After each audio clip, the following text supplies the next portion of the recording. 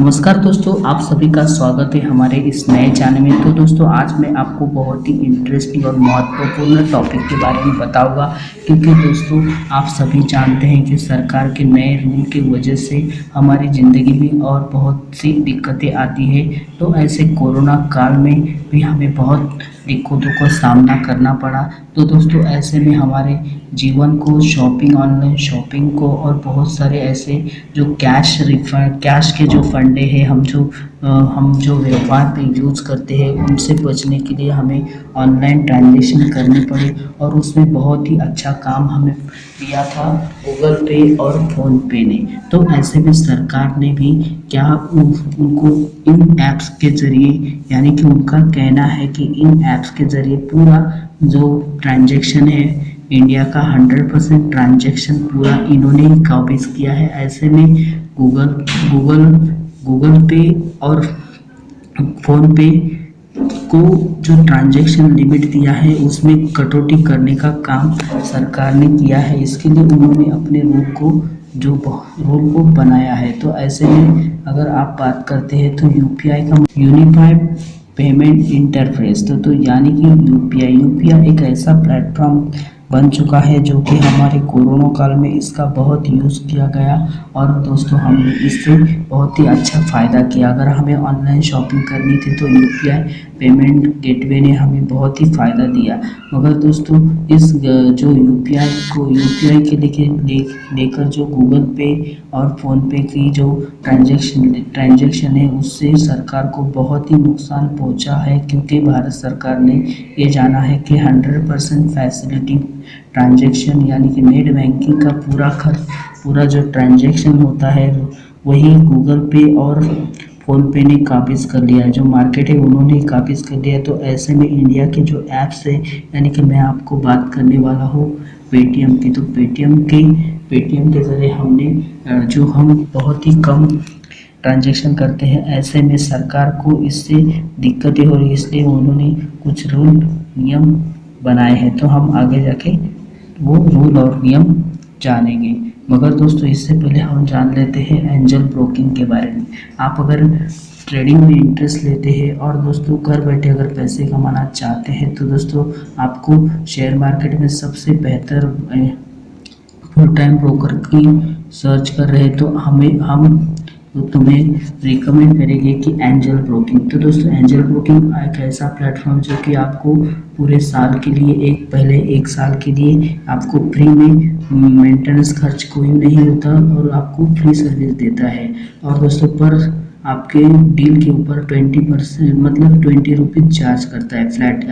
यानी कि आपका अगर 2 लाख का भी डील होगा तो भी आपका 20 रुपये खर्च होगा। आपका अगर 1000 का भी डील होगा तो भी 20 रुपये ही खर्च होगा, यानी कि आपको सबसे ज़्यादा फ़ायदा हो सकता है। और दोस्तों, एंजल ब्रोकिंग से आपके जो पेमेंट है उस हिसाब से आपको शेयर्स दिखाता है, शो करता है, रिकमेंड करता है। तो ये एक फैसिलिटी आपको अच्छी मिलती है। तो दोस्तों, आप अगर शेयर मार्केट में इंटरेस्ट लेते हैं और दोस्तों डीमार्ट अकाउंट खोलना चाहते हैं वो भी फ्री में, तो वीडियो के नीचे डिस्क्रिप्शन में आप चेक कर सकते हैं और जाकर लिंक पे क्लिक करके आप अपना डीमार्ट अकाउंट खोल सकते हैं। तो दोस्तों, चलो हम जानते हैं अपने यूपीआई के नए रूल के बारे में। अब तक का स्कीम ये था कि गूगल पे और फ़ोन पे देश की 2 नंबर 1 ऐप्स बन गए थे, यानी कि 80% मार्केट ट्रांजैक्शन इनसे ही होते थे। इसके पहले क्या रीज़न है कि मैंने खुद गूगल पे और फ़ोन पे का यूज़ किया है और अपना ट्रांजैक्शन किया है, यूपीआई से किया है। वो ट्रांजैक्शन फटाफट भी होता है। गूगल की बात करें तो हमारा ट्रांजैक्शन फटाक से हो जाता है। अगर हम कोई ट्रांजैक्शन फेलियर हो जाता है तो भी 24 घंटे के अंदर हमें अपना पेमेंट रिफंड आ जाता है।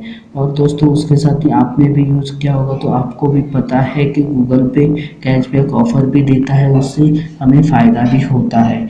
मगर दोस्तों, सरकार ने इस नियम इसलिए बनाया है कि हमारे जो पेटीएम है, इंडिया का ऐप है, उसको जो मार्केट 80% मार्केट है उसमें उसका कोई हिस्सा नहीं है। तो ऐसे में सरकार ने ये नियम लगाया है कि गूगल पे से आप सिर्फ 30% ही ट्रांजैक्शन कर सकते हैं। यानी कि अगर हम 100 रुपये का ट्रांजैक्शन करते हैं तो सिर्फ 30 रुपये का ट्रांजैक्शन उस दिन में ₹30 का ही ट्रांजैक्शन अदर ऐप से कर सकते हैं और बाकी का आपको 70% ट्रांजैक्शन ये पेटीएम से करना पड़ेगा। तो दोस्तों इससे हमें क्या फ़र्क पड़ने वाला है ये जान लेते हैं। तो दोस्तों अगर हम अपने मोबाइल में पेटीएम यूज़ करते हैं तो मैंने अब कुछ दिन पहले अपने मोबाइल में पेटीएम को इंस्टॉल किया था। उसका ये असर हुआ कि मेरा फ़ोन बहुत ही हैंग होने लगा और स्लो चलने लगा। तो ऐसे में मैंने उसे अनइंस्टॉल कर लिया।